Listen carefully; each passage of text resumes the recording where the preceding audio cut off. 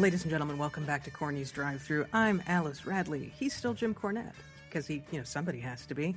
And I'd as well be me. Yeah, you were born for the job. And now your job is to answer some questions, if you are so prepared. I'm never prepared, but I'm inclined. All right. Our first question is from Juan Blanco, who, if folks remember from, I think, the last episode... Juan Blanco! Juan Blanco. It's just a grand name. Had written an essay, and I said, could you send that in the form of a smaller question? And he did. So we're giving him a second chance. Hi, Jim and Alice. Sorry for my diarrhea of the keyboard in the initial version of this question, and thanks for allowing me to resubmit it. We are giving and loving here at the Drive-Thru. To put my original inquiry more succinctly, can Jim share any light on the incident Gary Hart recounts in his book where Al Perez threatened to shoot on Ric Flair and take the NWA belt in a card in St. Pete, Florida in January of '89?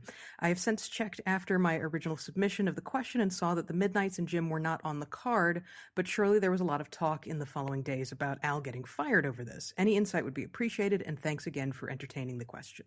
Well, yeah, and gosh, now I'm sorry that we made him jump through flaming hoops to submit this, because yes, we did hear about it and we all got quite a giggle out of it. But it probably the account in Gary's book, which I remember reading, was probably as most detailed as you're going to get of that. But yeah.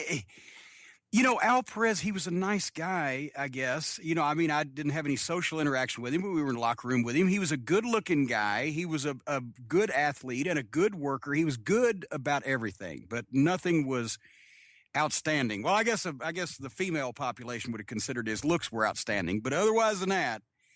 But he, had got pumped up and thought that he was, should have been a superstar and was gonna.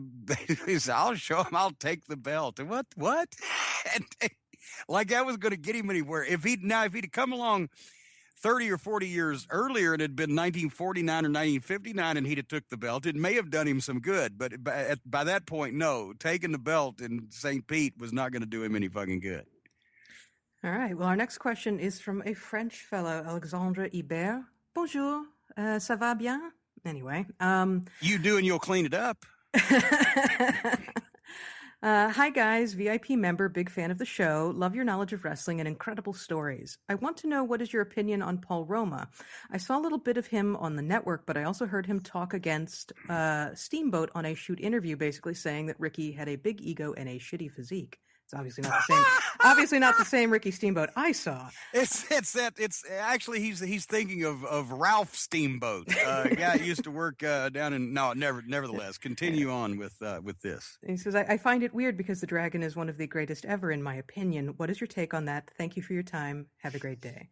Yeah. Well, once again, I've been around Roma a little bit, like I was around Al Perez in some locker rooms, and. Gosh, I guess see my comments on Al Perez. Paul Roma had a good body, was a good worker and good talk. Everything about him was good. Nothing about him was great. I don't know which Ricky Steamboat he was looking at body-wise or work-wise, and I've never known Ricky to have an ego. Now, his former marriage partner may have had enough for the both of them, but... who was heavily involved in some of his dealings in the NWA in the early 90s that I, was not privy to. So maybe that's where he got some heat with Roma or whatever. I don't know, but I've never known Ricky Steamboat have an ego. He's a gracious, calm, mild-mannered gentleman who looks, how old is Ricky Steamboat? Can you look it up on the magic internet machine as we speak here and vamp here while people are going, we paid $20 a year for this, but how old is Ricky Steamboat? Yeah, I can look that up. Because he still looks to my eyes as good as he looked 30 years ago.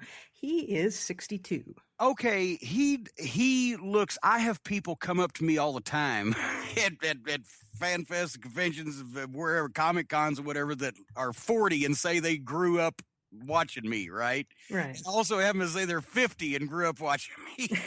And I also have them say they're 60. Ricky Steamboat, if he dyed his hair and was vain and didn't have the gray in his hair, could pass for 35 fucking years old. He's 62. So Fuck Paul Roma. I don't know. Yeah, I don't know what he's eating whatever it is that Stan Lane is eating, basically. Yeah, maybe Wally, Stan's father, Wally. Maybe he got around in in Minnesota in Ricky Steamboat's younger days. I don't know, but it's amazing genetics. I don't know why anybody would have a problem with Ricky Steamboat. Never heard of such a thing. Confusing. All right, our next. This is not so much a question, so much as a comment from JMW. Hello, I'm a longtime listener of The Experience and Drive-Thru. I always enjoy the podcast. I thoroughly enjoyed the reading of my story about Kroger and Kenny Bolin, and always enjoy thoroughly hearing my emails read on the podcast. Star Maker had crossed my mind when I was in training, and when it happened, this fucking Bolin, I was still amazed. I did not know Kroger had a blacklist. I was also unaware of Kroger Hell, but I was told about it by a longtime associate I worked with who has since found more gainful employment. He only spoke of it vaguely, but he did mention that the devil himself wouldn't dare set foot in Kroger Hell. Basically, it's where I would supposedly go if I stepped out of line too much or continued to do something in the wrong way. But in any event, I am working, and then he says at the location where he works, and I will not pass that on to the listeners. So there you go.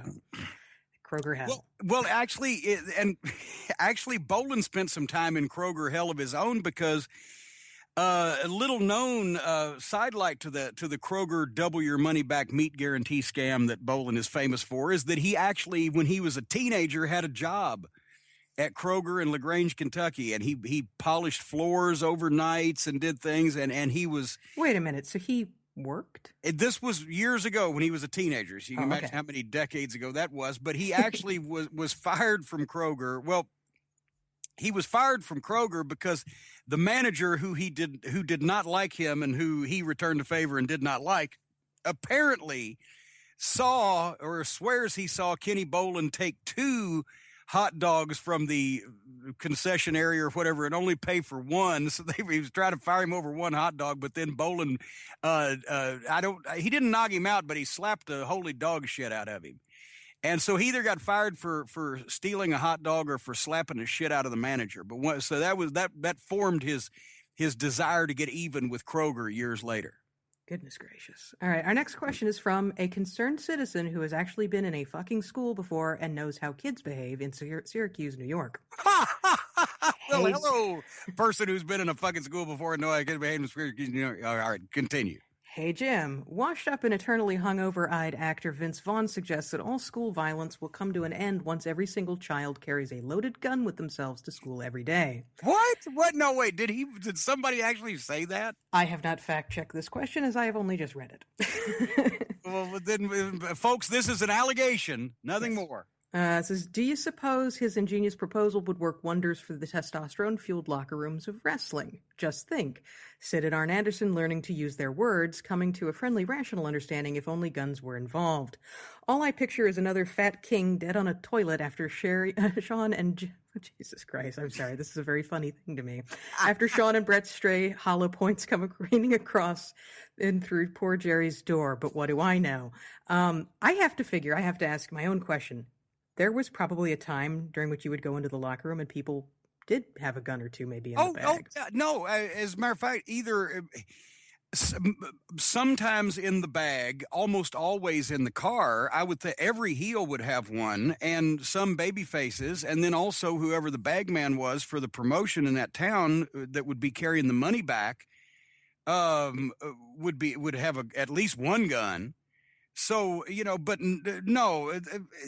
I think it would almost been an insult for the guys to, if they had a dispute with somebody, for the rest of the wrestling world to think that they had to use a gun to settle it, that they couldn't whip the fucking guy hand to hand is probably the only reason a lot of people didn't get shot. But no, at one point, by necessity, almost everybody in the territories, when you're on the road at 2:00 in the morning and you're a fucking heel and you break, as has been witnessed in the Midnight Express scrapbook, cops would arrest the heels. Find some reason to arrest them and detain them or whatever. So they weren't a lot of help. We've had people follow us on the roads. We've had to pull guns to get out of parking lots where people had us surrounded. So all the heels at one time probably, or most of them, had guns. And like I said, some of the baby faces, because they were probably carrying a lot of money around and they're on fucking TV and you never know what's going to go on in, fucking Moot Point, fucking Tennessee at 4 a.m. And as Eddie Marlin many times over the years would go back to Nashville from someplace with 250 miles away with 10 or 15 or $20,000 in cash on him, and this was the 70s. So yeah, no, everybody had guns, but nobody used them because they were fucking smart about it, not goddamn a bunch of fucking half-wit that think they're the militia that are going to patrol the fucking movie theater, or grade school kids with fucking guns. No, not at all. Well, all right. Our next question is from David P. Barker, and he sends all his best. Hello, Mr. Cornette and Mrs. Radley. Hello. Once again, I am writing from Los Angeles by way of Indianapolis. I'm writing in regards to some comments I heard Al Snow make on his guest booker with kayfabe commentaries. Shootinterviews.com, by the way, folks. Friends of the programs here at the Experience in the Drive-Thru. Definitely. Early on in the DVD, Al Snow said that some of the best bookers were not performers on the program, and that inevitably, if you were a booker who put yourself in front of the screen, it only led to problems. Jim, what do you think of Al Snow's philosophy that a booker should not be in front of the camera? It seems like a lot of the bookers people talk about were wrestlers who doubled as bookers or personalities on the program in other ways. Do you disagree with Al? Thank you for your hours of entertainment. Your timeline history of WCW 89 was fantastic, by the way, and I hope they bring you back for 90. Well, thank you very much. And yeah, and I have 90 is standing by anytime they ask. I disagree, but I don't disagree. Depending on, I would like to have heard Al's exact comments and what he said and the way he said it, etc. So I'm not trying to criticize or critique something that I didn't hear to begin with, although that usually doesn't stop me. But it would be optimum if the booker was not on camera, but sometimes in the territory days, it was unavoidable because Dusty Rhodes was Crockett's booker, but he was also one of the 3 biggest box office attractions in the business. So is he going to get out of the ring in a war against the WWF when Dusty Rhodes being advertised on the card was the biggest name we had, along with Ric Flair? Well, the 4 biggest names that at one point were probably box office: Dusty Rhodes, Ric Flair, Hulk Hogan, Andre the Giant. So anyway, by the same token, Jerry Lawler and Bill Dundee and Jerry Jarrett revolved booking Memphis. Jarrett took himself out of the ring except for special angles to capitalize on that he was once a star wrestler there, but he also wrestled for quite a long time while still booking. He was able to avoid featuring himself as the area champion because people wouldn't have bought it, and he didn't market himself that way. And he did it well. He did it right. Jerry Jarrett was a booker who didn't push himself just because, he was the booker. Lawler was the top guy anyway, and Dundee was one of the top stars. Then there have been times where guys who would retire from wrestling would become bookers. Roy Shire, Tom Renesto, etc. And that was great because they weren't on camera. But sometimes it was a necessity that the booker that the promoter could depend on. Sometimes the promoter was the booker and a top star. You had to be in the ring. You had to be on camera. If you abused it, I'm sure when Bulldog Bob Brown was the booker in Kansas City, he beat a lot of people he would have never beaten any other fucking town in America. But at the same time, he was involved in the Kansas City office. He was their guy. They knew he was going to be there. He was going to be loyal. He wasn't going to get a lot of offers go anywhere else. So in a perfect world, as long as they can avoid doing a detriment to business by booking themselves in top spots, a lot of times the top star was the booker by necessity, or vice versa. All right. Our next question is from someone called Stutzy. Jim, hope you, Alice... Brad Stutz in North Carolina. Hello, Stutzy. Hope you, Alice, and Stacy are all doing great. Aw, no love for Darren? He's not... And I hope Darren's doing shitty. I know Stutzy. He probably wouldn't have any love for Darren. Aw. Not in that kind of way, at least. Fortunate, but he has that love for you. Well, it's purely platonic. I love the 1989 timeline by kayfabe commentaries. Ooh, much kayfabe commentaries in this one. But as someone who grew up loving both... We got to raise their rates. But as someone who grew up loving both the Freebirds and the Midnights, I was disappointed to learn that Hayes and Garvin were uncooperative that summer. I was wondering if you could go into a little bit more detail about the aftermath of the night you talked about in the interview where Dr. Death and Bobby lash